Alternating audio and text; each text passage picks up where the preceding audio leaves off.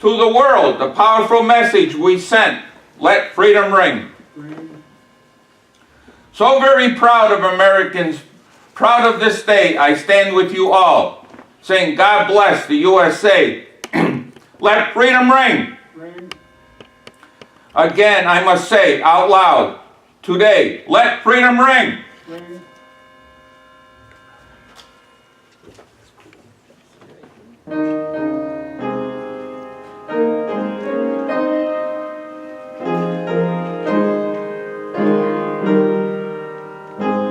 American's Creed.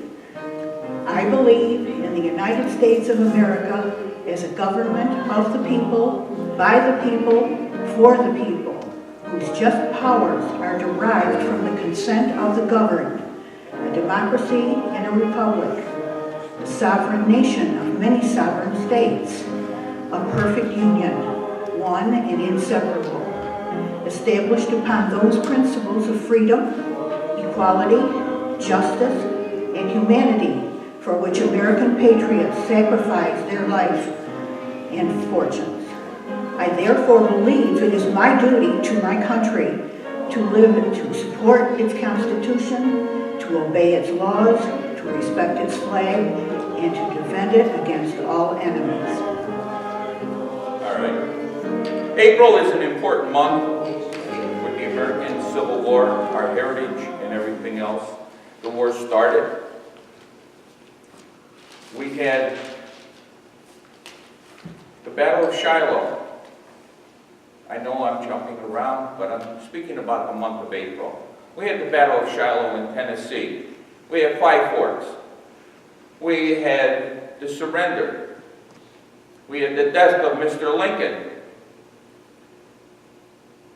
We had the creation of the GAR 1 year later after the surrender.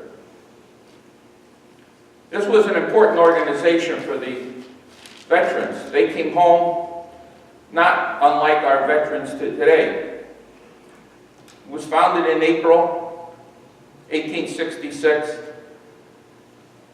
by Benjamin Sheperson. And they did a lot for creating homes for the veterans, veterans pensions, as little as $13 a month, but it was something back then. Speaking to a group like this, there's a lot of information out there. Things came over from the museum, the archives, personal things. But we are, as a group, recognizing the anniversary of the Grand Army of the Republic. The first post of the Grand Army of the Republic for New York State was created in Rochester. Now, all the historians, everybody around here knows Patty O'Rourke, and it was the O'Rourke Post, #1, that was chartered. Over 600 posts were created in New York State. The last one, the McDowell Post, 672, lasted until 1915. A lot of us that are past commanders, that study Rochester and everything else that goes along with this. James Hart died at 111 in March 1953. Prior to that, in 52, he did take part in the Memorial Day Parade. So if there's any questions or reasons about why we did do this, it's our belief, it's our country, it's our heritage.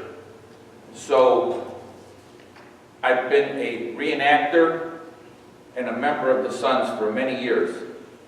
It's a way of life. So I thank you all for being here.